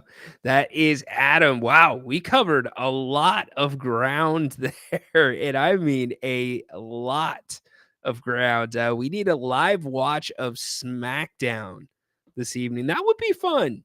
That would be fun. You know, there's been a lot of demand for, there are now ways, which I'm sure you all are aware of, to watch games, NBA games. If you have Sunday, or not Sunday ticket, but you have League Pass, where you can stream the game out, but your viewers have to also have League Pass, and you can do the audio over it and you can watch the game together. That has been kicked around and tweeted at us a lot, Grant and I. So the technology is getting there. I'm sure you could probably find a way to do it, Kevin. With SmackDown, definitely could have found a way to do it while they were on Fox. SmackDown's now on USA, which changes a few things. All right, Haunted Horse, I know you're lurking. If you want to get in now. We got about 30 minutes left in the show. We will call it a day after that and get you to the weekend. Again, you got Bad Blood tomorrow night. That was an extended wrestling segment. We have talked Kings. We heard from Coach Brown after practice today. A lot of DHO action. Oh, the other thing that I really liked, and I said this in the Kings Court podcast, was when I recapped day 3 of training camp, or was it day 2? Was pick and roll with De'Aaron and Domas. That was something I really, really liked seeing. We've also got your NFL picks. Do not forget to make your NFL picks if you are in our, if you don't like that Pick'em League. I went 12-4 last week. 12-4 Discord for stream parties. There you go. Okay. I am on Discord because that's how me and some of our other friends talk, the Wisco friends. But I'll keep that in mind, Kevin. Well, maybe we could put something together. Like I said, Adam and I have something in the works. So make sure you make your picks. We're going to talk some football with this dude right now. This guy is all in to football. What's up, dude? Haunted Horse in the house. What's up? Does my mic work? I always got to ask. Yes, your mic worked. We're going to talk NFL right now. We did talk a little NFL. NFL football action. Yes. Hey, last night was a good game for once. It for was Thursday. a great game. It was a shootout. That's crazy. And then they wanted to try to give the game away by fumbling over and over and interceptions, and it's like, we don't want to win. No, we don't want to win. Yeah. The holding penalty. Yes. Yeah. Yep. Yes, crazy stuff. But good. Finally get a Thursday night game that was enjoyable to watch. Yeah, shootout too. That's what surprised me for sure. We've got a lot of action on Saturday. I mean, the Ducks are playing tonight. I'm going to shout out to the Oregon Ducks tonight. There you go. Michigan State. Let's hope they win. And then they got the big Ohio State game next week. Yeah, I was just going to say the same thing. You're too loud, bro. I'm too loud? A little bit too loud. Isn't that on your end? Yeah, I'll turn it down a little bit. All right. I mean, I'm always loud, folks, but he's got the controls. You're the only person I have to turn down. Well, right? I mean, come on, it's Friday. What do you want me to do, y'all? Hey, And of everyone, course, it's Bane. happy Friday. Bane is his brand is opposite. He says if it's too loud, he can't hear anything. So there we go. Right. Right. Yes. Hey, H. Yes, indeed. Patrick, good job last week, my man. Good job. Got 10 wins last week. Yeah, Bane pointed this out to me via email, and I'm investigating, and I will keep shouting this out on this show. If you are Blue Chaos, if you are the person that is picking under the name Blue Chaos, I need to hear from you. We don't know if you're real or not. So, anyways. Well, of course they're real, but you don't know if there's something else. Well, when you're giving prizes away, we need to. What if it's Neil? Don't say that name. Don't even say that name. You know what happens? You say that name. Say his name and he appears. And we do not want an appearance from Neil. Right. That's the first thing that popped into my, imposters. And the first imposter that popped into my brain was his name. All right. We got football action this weekend. Yes. Good stuff. You know what? The game, the game in England, which I guarantee they didn't think it was going to be that good when they probably put it and scheduled it over there. Mm-hmm. They don't necessarily send the best teams over to England. If you've noticed, they send like middle level to lower level games like Jacksonville and Tennessee Titans or something. It's typically not, and now I'm drawing a blank. Vikings are playing the Jets. I kept wanting to say Green Bay because of Aaron Rodgers. Yes, the Jets. That's going to be an interesting game. I've got the Vikings in that one. Yes. The Jets have not been able to protect Aaron Rodgers. And well, here's the wild card. Okay. Brian Flores' defenses have been stupid, horse, to the point your quarterback, after you guys played the Vikings, walked up to him and said, your scheme is insane. And that's Brock freaking Purdy. Yeah. That being said, if you can get Aaron Rodgers some protection, he's one of those few guys that can put the ball in places nobody else. Their line has not been the best, and the dude ain't exactly mobile. I can't believe they can't get their running game going. I have vested interest. I have Breece Hall on my fantasy team, and that guy, I expected a lot more production. They're just not getting him going. Well, it's because of Allen's getting a decent amount of carries. Fair enough. They've got a 1-2 punch now, but he's just he was so explosive. Was it 2 years ago? It wasn't last year because he got hurt back in the box when Aaron got hurt.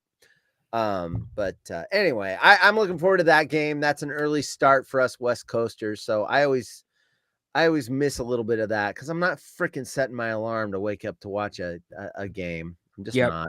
Everybody's waiting for Sam Darnold to come back to earth, and it's not going to happen unless he gets hurt. This is the best team he's ever had. And him and Kevin O'Connell, they have a long-standing relationship. Kevin was an SDSU quarterback. Kevin was coaching Sam at camps when Sam was in high school because Sam's a SoCal dude.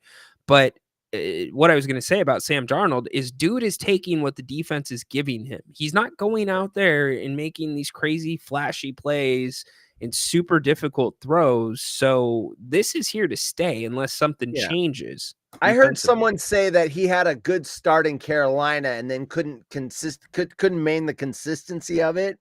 He had an early show of production and then it tailed off, but that was Carolina. He didn't have the weapons he has now. Exactly. I mean, of course he came down to earth because he had limited places to put the ball. Anyway, I think Minnesota's for real. I think Minnesota and Detroit. And then I would put the Niners below them. So I'm Jets Vikings. I can't wait to see that game. And then the Niners, speaking of the Niners, Arizona Cardinals. Which Cardinals team is going to show up? If it's the explosive offense, then that should be a really interesting game. The over-under on that was 49 yesterday. So, they're expecting a lot of fireworks. The There's 3 games this week. Over unders 49. So there's gonna be a lot of scoring this weekend.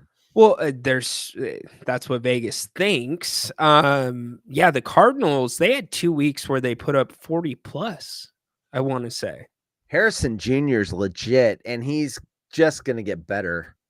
Yeah. I mean, that dude was or is the comparisons to Fitzgerald and Megatron and everything. I mean, that dude is superstar material. Absolutely. He grew up.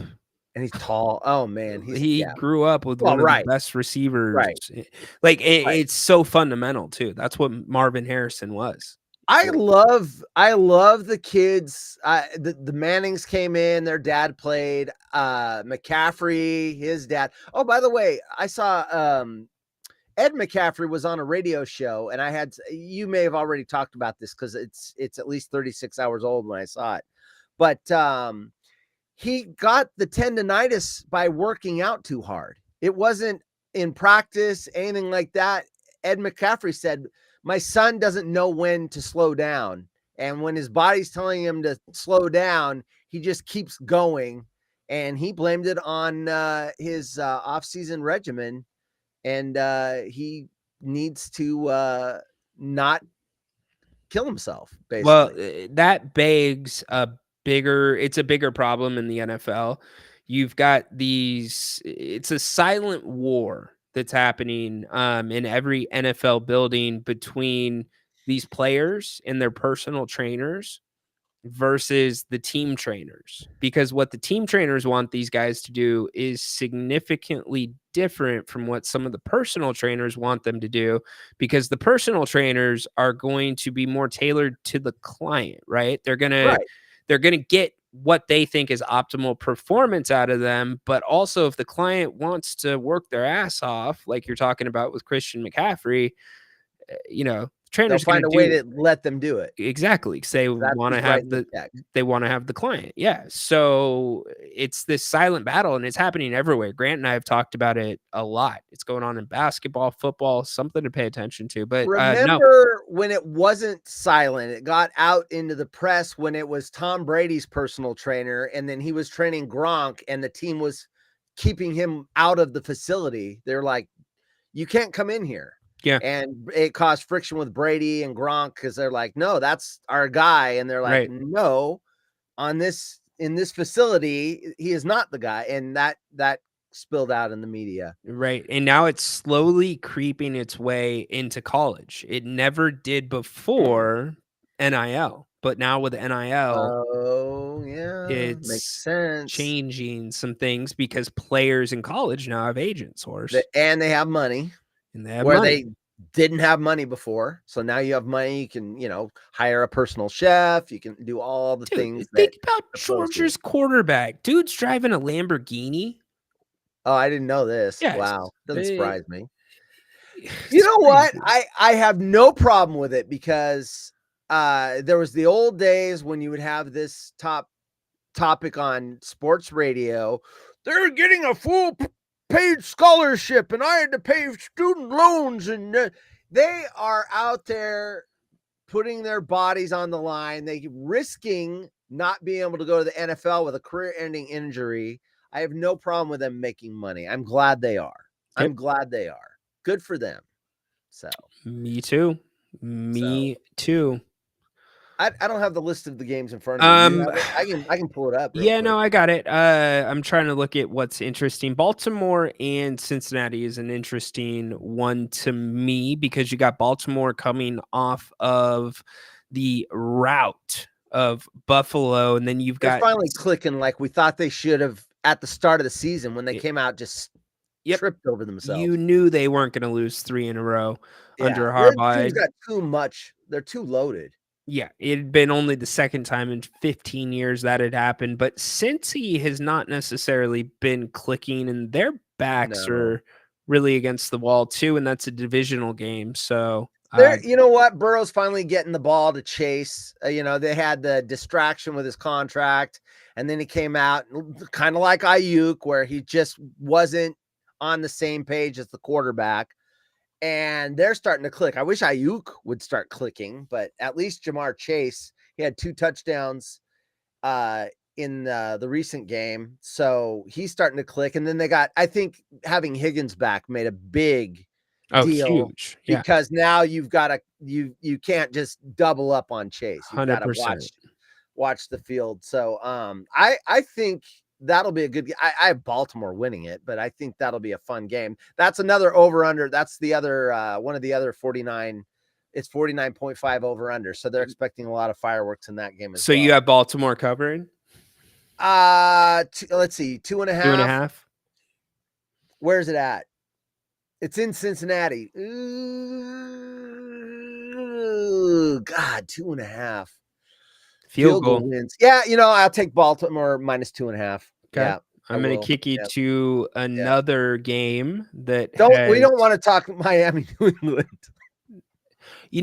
But I do have something with Miami that I want to talk about, which we're not going to get to today. The NFL stepping in and saying they're not going to mediate whether Tua should return to football or not. They shouldn't. Okay, but why Unless are you not cleared medically? But why are you coming out and saying, why do you even insert yourself into that position to say, oh, we're not going to do this? If you're not going to do it. They came out with a statement. They weren't asked in the media or anything else. Not that I know of. Yeah. They must have gotten enough inquiries about it that they felt they had to make a statement. Well, but it shouldn't be their business if he's cleared medically and he wants to play. That's between the player, unless he's not cleared medically, and then they have every right to step in. Johnny Manziel would make probably as much as he did while he was in college. Oh, right, Adam. right. I mean, players were always getting paid. It was under the table. It wasn't out in the open. But yeah. Buffalo and Houston. In Houston, Buffalo is a 1-point favorite. I'll take Buffalo. Houston doesn't look right. I expected them to come out and mow people down, and they are not clicking. They're just not clicking. So I'll take Buffalo off of the rebound off of that bad game where they just got obliterated by Baltimore. But I'm trying to pull up the injury report. I think the Bills were exposed with one flaw that they've had, and they were able to hide. They don't have the receivers. He doesn't have anywhere to go when the game they've got to come back from behind and by multiple scores. Yeah. He doesn't have when he had Davis and Diggs, you could crawl your way back from a double digit deficit. And now he does not have the weapons to do that. They're good if they're within a touchdown or they're leading. So they were exposed. He couldn't come back. And then they were just chasing him all over. I mean, they knew that Baltimore knew he had to throw, they were just blitzing the hell out of him, and he was running for his life. No, that's a good point. Kevin, the line's 2.5 on Pittsburgh and Dallas. And that one is in Dallas. That's a really interesting game because Pittsburgh's doing it with defense and vanilla offense. And Dallas, once again, I thought they would be much better in the regular season. They always choke in the postseason, and they're just not clicking. There's all these teams that aren't clicking right now where I thought they would. Dallas has a bunch of injuries too. Yeah. Yeah. And their defense being bad is kind of a surprise, but I thought their offense would be clicking. Now they came back and almost got the what was it, New Orleans, where they were down big, or no, New Orleans was down big. What am I? New Orleans blew them out. What's the team that they came back? They came back and they almost got the win. I thought that was New Orleans, where they were getting blown out and then they crawled their way back. No, it wasn't New Orleans. It was it New Orleans? No, New Orleans. No, New Orleans was a straight up blowout. It was like 44-17. There was a game where they were down by like 20 or whatever, and they crawled back in. Yeah, I know what you're talking about. I'll get it here in a second. Or the other team crawled. Yeah. Anyway, I know they're starting to blend together. We don't need to talk about Denver and Vegas. So what's interesting about Denver and Las Vegas and Miami and New England, both games are over under 35.5. These are bad offenses. Yeah, it was the Ravens game, by the way. where the Ravens game. almost Thank came you. back. Thank you. Yeah.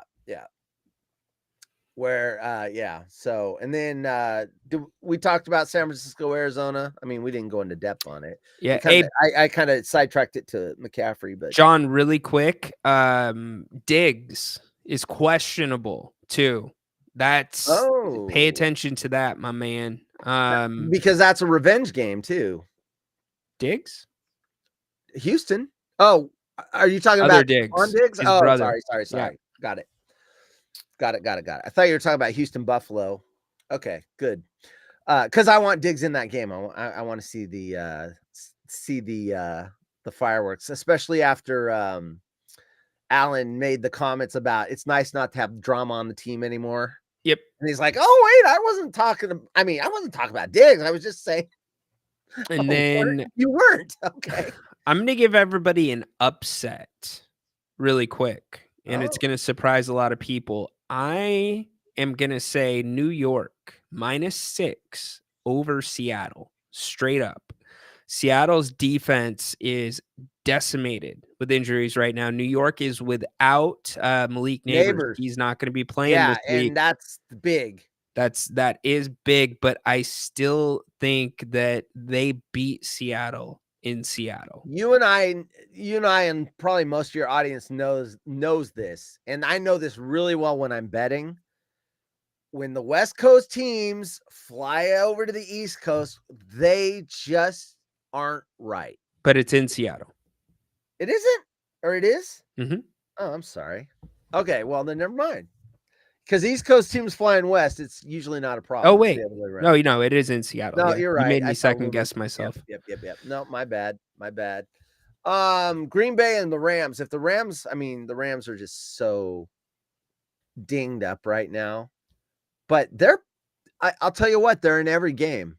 Even when they're dinged up, his line's dinged up, his 2-star receivers are out. I don't know if Cooper Kupp's going to be in this one or not. But I think he was out the last time I looked. They're competitive. And so anyway, that line, Green Bay -3. It's in LA. You know what? I'd take the Rams +3. I'll take the points. Okay. The over-under on that's 48.5. They expect it to be a higher scoring game than I would have probably thought. Let's see. Dallas, Pittsburgh, we talked about. New Orleans, Kansas City is the Monday night matchup. That's a good matchup. It is. Kansas City does not look right, and yet they keep winning. They just don't. They're winning ugly, but they're winning. It's the trademark of championship teams. It's winning ugly games, and now they lose Rashee Rice, receiver, and that game is in Kansas City. And New Orleans has looked really good at times, and then they've laid an egg at times. What's this point spread? Kansas City -5.5.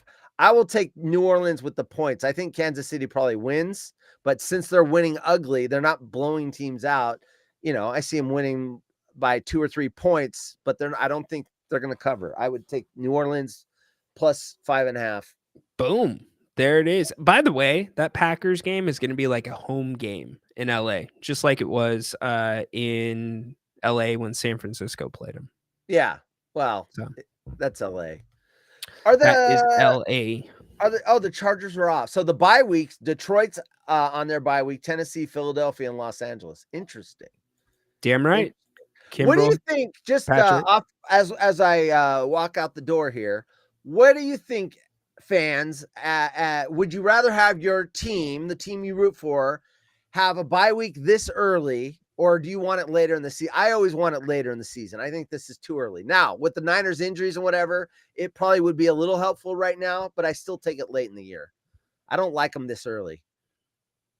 Detroit's not that dinged up. Tennessee, who cares? The only other is Philadelphia is dinged up. This is probably coming at the right time because their wide receiver core has been hit. And then Yeah. Los Angeles, Herbert got dinged. So they're probably The happy. fact, what makes that hard to answer is what your schedule looks like on the back end. Are you loaded on Monday night Right. games? Do you have Thursdays? Thursdays Are are the you worst. playing Really. overseas? You know, like that's what makes that difficult. But Yeah. for the most part, I am 100% in agreement with you. You don't want it this early. Everyone's just hurting by week 9, 10, 11. Their bodies just want to break. Just get a week off and just let those little nagging injuries heal up. So, Dudes all are right. in car accidents every single week. You're right. Exactly. It's That's why the unreal. Thursday night games are usually so bad. I know. mean, they're just the body is just like, oh gosh, really? Yep. We've got to do this. Agreed. All Tell everybody where they can find you, my man. HollywoodRejects.com links. I got my shows. You guys, I see the chat. The guys that know, and yeah. You know what? You can also go to hauntedhorse.com. There you go. They all point to the same webpage. But I did get when Haunted did you Horse. get hauntedhorse.com? I got that I just haven't been telling people. I got that about 5 months ago. I moved the host from GoDaddy over to another place where I could use a different programming language for my website, so I could do some more things that I wasn't able to do on the basic GoDaddy page. And when I moved it over to Hostinger, they gave me a free domain, and I'm like, Haunted Horse. Sweet. So, Love and it. I've got them all pointing at the same thing. So, Boom. All right, dude. All right.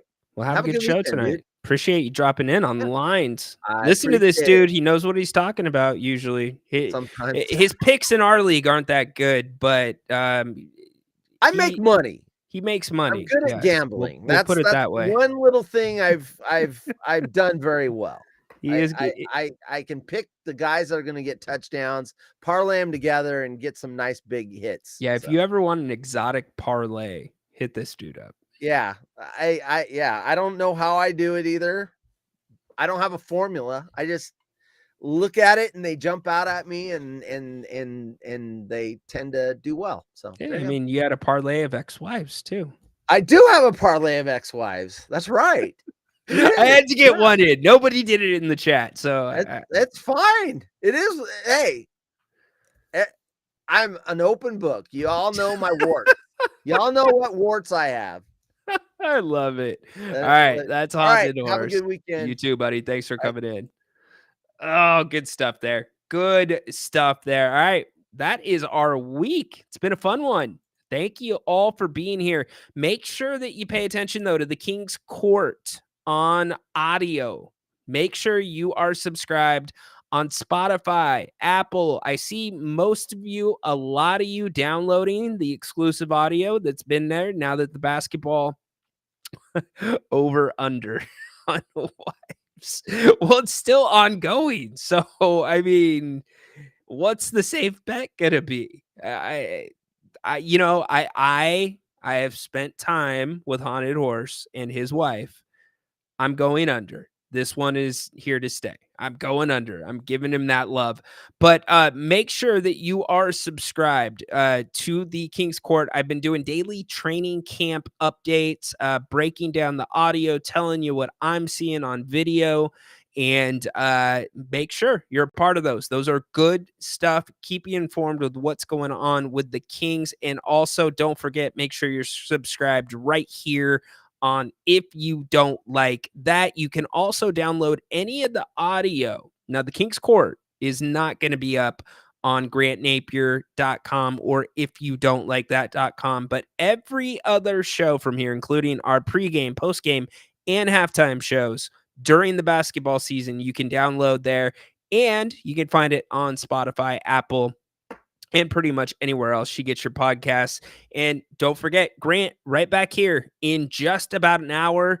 Come wrap up the week with him. He'll be taking your questions, taking your calls, and we will be back Monday and getting right back at it with the King's Court. But again, Saturday, Sunday, you will have updates from the Kings on training camp on my audio platform, which is the King's Court with Rhino. Huge thanks to Adam for coming in. That was a fun wrestling segment. Big thanks to Haunted Horse. Big thanks to everybody in the chat. I appreciate you so much. I hope you guys have a great and safe weekend. Do me a favor, please. Again, make sure you check out Grant at 5 o'clock and run your questions by him. There, we left a lot of meat on the bone that is still left to talk about. I've got 9, 10 different things between baseball, college football, the NCAA, Devontae Adams, all this still out there, plus your Kings. So a lot to go on with Grant. Again, a big thank you to Bennett's Westside Grill for sponsoring the show today here on the King's Court. Oh, and don't forget, also 5 o'clock, you get a rant with Grant. Yes, it's what it sounds like.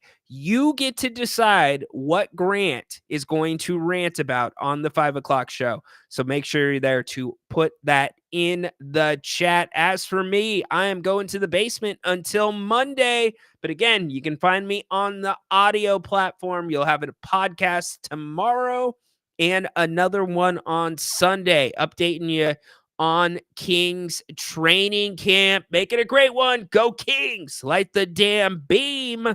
Court is dismissed.